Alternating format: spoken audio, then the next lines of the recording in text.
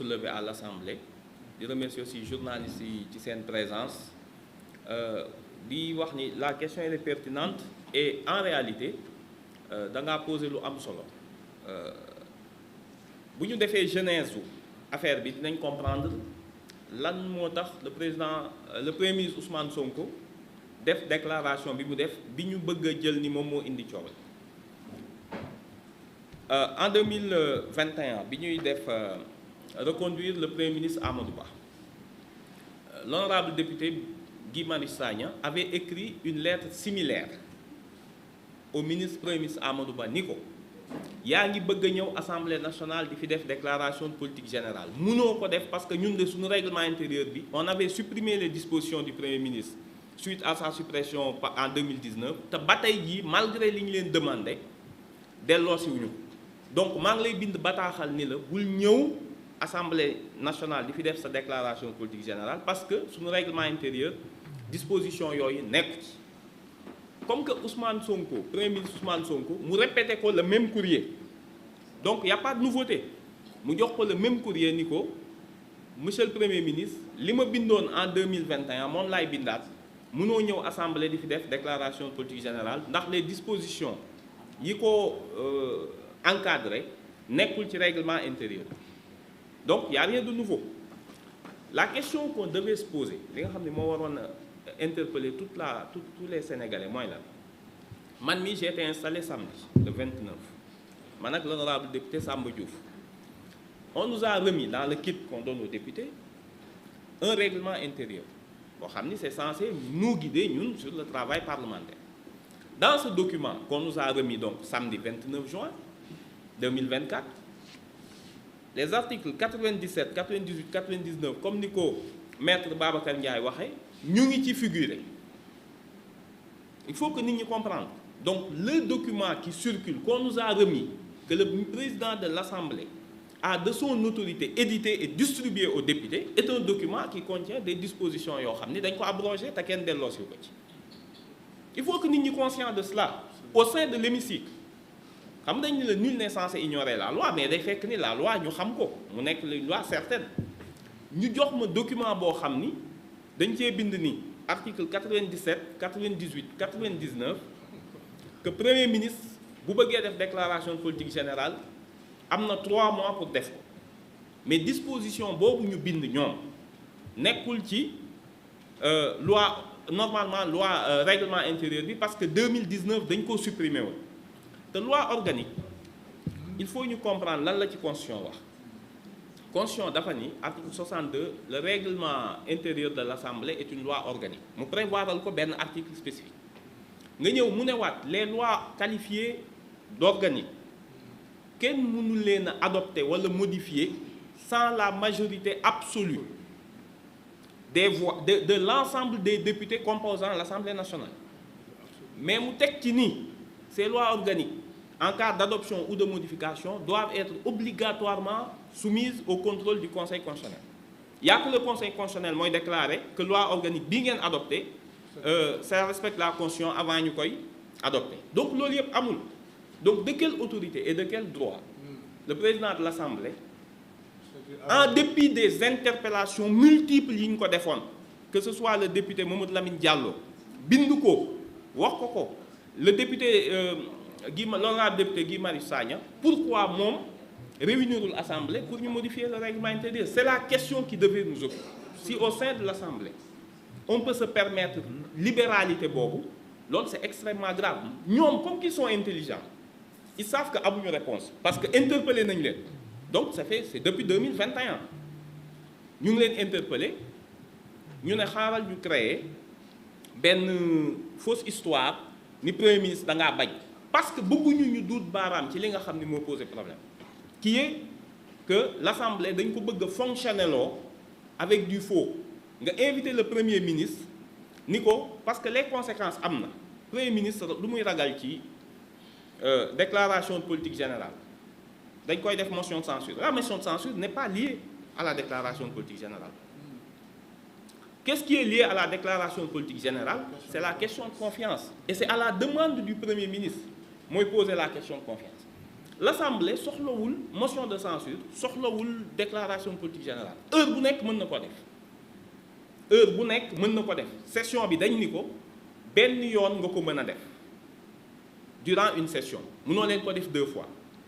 loolu la constitution bi wax. Pourquoi le règlement intérieur est important gis nga constitution dafa ni benn yoon ngeen mën ci session exercer une motion de censure benn yoon mais bu dee groupe bi ko def beneen groupe bëgg koo def comment ça va se passer moo tax règlement intérieur mooy leeral moo ni les signataires ñi signé woon la motion de censure yéen mënatu leen signer durant la session mais ñeneen mën nañoo signer et cette précision elle est importante. Absolument. Donc ku ñëw règlement intérieur amul njëriñ bu ci nekkul bind nañ ko ci constitution bi ñëwal def premier ministre daal ni man la séparation de pouvoir du ma ko fowe ay temps ñëpp xam nañ ni déclaration politique générale jusqu'à ñu koy dugal en 2002 c'était une faculté coutume la bu ñuy ñëw di def c'est pas posé à peine de sanction boo xoolee constitution bi doo ci fekk kuñ ni boo deful déclaration de patrimoine dañ lay def dara. Président Macky Sall deful déclaration de patrimoine am par exemple pourtant dañ ni le président nouvellement élu moom mu ne man je ne suis pas nouvellement élu je suis réélu te le mot réélection nekkul ci constitution bi le mot réélection parce que dafa ni le président chaque élection bu jotee da ngay déposer comme tous les candidats su doon réélection la am nañ say dossier kon pourquoi ñu lay laajaat les mêmes dossiers da ngay déposer waat moom moo ko interpréter boppam. En tout état de cause ce qui est important mooy ñu xam ni dañoo am régime boo xam ni dafa ni jubal jubbanti ñu woo ko ci faux mu ne leen du ma dem crise bi mooy lan quelle est la crise institutionnelle bi ñu bëgg a créer ñoom nga ñëw def sa déclaration de patrimoine 2 jours 3 jours après ñu def la motion de censure motion bi jàll alors que motion bi nekkatul ci règlement intérieur léegi qu'est-ce qui va se passer le gouvernement il tombe pas bu leen neexee ñu ne ñu ñoo laal te loolu foog ngeen comprendre ni conseil constitutionnel mënu ko régler dans les dispositions actuelles. Les conditions d'une motion de censure kan ngay saisir le conseil constitutionnel à quel titre ñii li ñu bëgg mooy rendre le pays ingouvernable. Ils ont besoin de cette crise pour se maintenir parce que ñoom le choix qu'ils ont la stratégie elle est claire ñëpp xam nañ ko. Ils veulent rester jusqu'en 2027 la fin de leur mandat ñu ne l'idée sous-jacente bi ñu wax mooy gis dégg nga leen. On va initier une révision constitutionnelle pour supprimer les dispositions relatives à la dissolution. Dans la philosophie constitutionnelle, quand il y a une élection au suffrage universel, ñu def le quinquennat, yéen par élégance, les 3 mois qui vous restent, vous ne pouvez pas bouleverser l'économie générale du régime politique. Parce que boo dindee dissolution, qu'est-ce qu'ils veulent? Dindi dissolution, obliger le président mu jël un référendum, ñu dépenser ci 10-12 milliards, temps boobu yëpp kenn du liggéey. C'est ça le but. Ils sont dans la petite politique, entretenus par des gens yoo xam ni ils se rendent pas compte di banaliser. Qu'est-ce qui s'est passé? Loolu encore c'est plus grave que la circulation de ce règlement intérieur frauduleux. Mooy l'article 56 de la loi organique sur les lois de finances daal ni vous devez organiser un débat d'orientation budgétaire. Le président souverainement convoqué ba ñëpp ñëw député yëpp ñëw le jour même le ministre est venu. mu décider à l'heure de l'ouverture de l'examen mu ne bon finalement le premier ministre Ousmane Sonko dañoo xas ci Facebook j'annule. Il faut ngeen comprendre la gravité. Il faut que les journalistes aussi aident les populations ñu comprendre ce qui est en train de se jouer. Comment on peut violer une obligation constitutionnelle pour soi-disant répondre à des propos discourtois du premier ministre tenus en dehors de l'Assemblée, dans un acte qui ne lie pas l'Assemblée par ailleurs, qui n'est pas intervenu dans les relations entre l'Assemblée et le Premier ministre. wax naa ko ailleurs si conseil constitutionnel ni woon yéen waa Assemblée dégg naa da ngeen ju jiiñ suñu yenn membres yi ni dañoo def corruption léegi man lu fi ñëw jugé tuma mer naa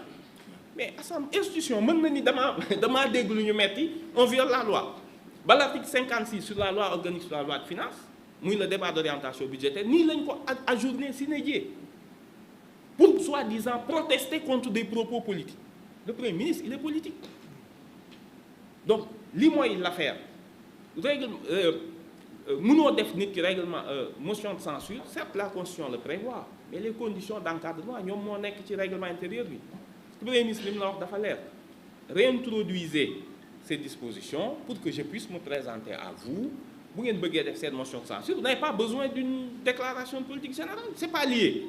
def leen ko bu leen neexee mais actuellement ñoom xam nañ ni mënuñu ko def moo tax le piège mooy ñu ajouter ko pousser peut-être gars yi ñu réviser ko pour ñu mën ko koo def empêcher le gouvernement ça va nous faire perdre encore une semaine ñu ngi ci mois de juillet le temps nga dàq gouvernement bi waddal ko gouvernement bi yéegaat premier ministre nommé waat leen et cetera ñu reprendre les dossiers ça nous fait perdre 15 jours ci période boo xam ni yaa ngi nawet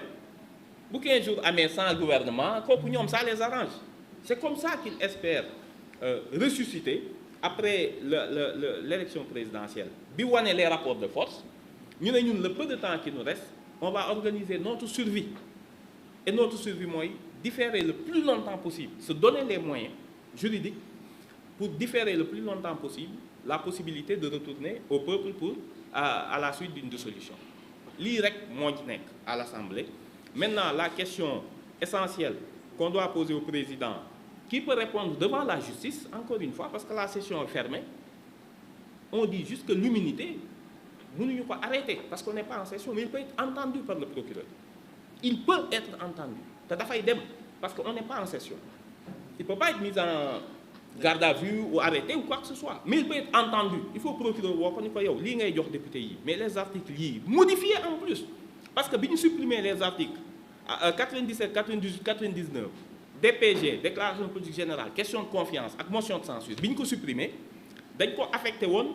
à l'examen à la commission d'examen des lois de kii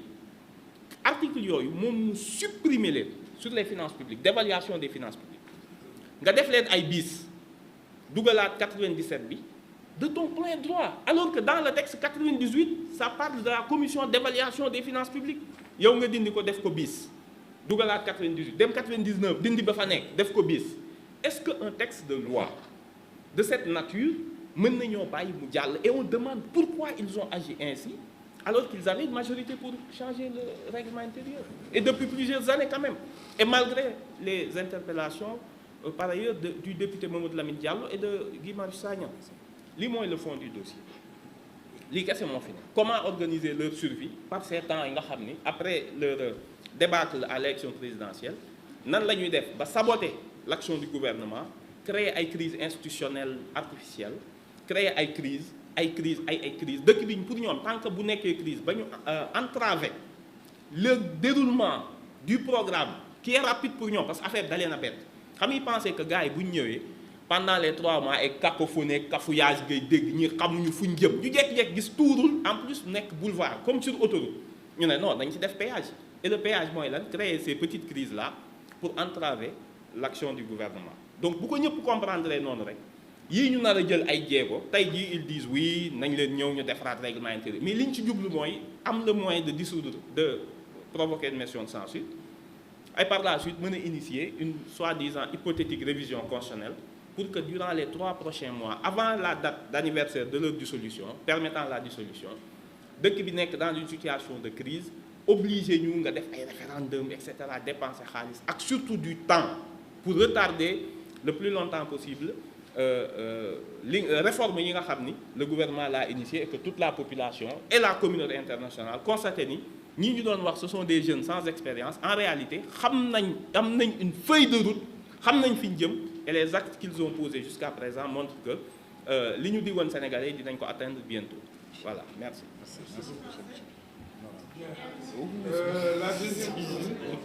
La deuxième, vous voulez y ajouter pour 2 minutes, hein? C'est bon. D'accord. Oui, c'est écrit. Birahim Touré. Birahim Johnny. Quelle rédaction? Le temps actif. Oui, on vous écoute. Vous avez la parole.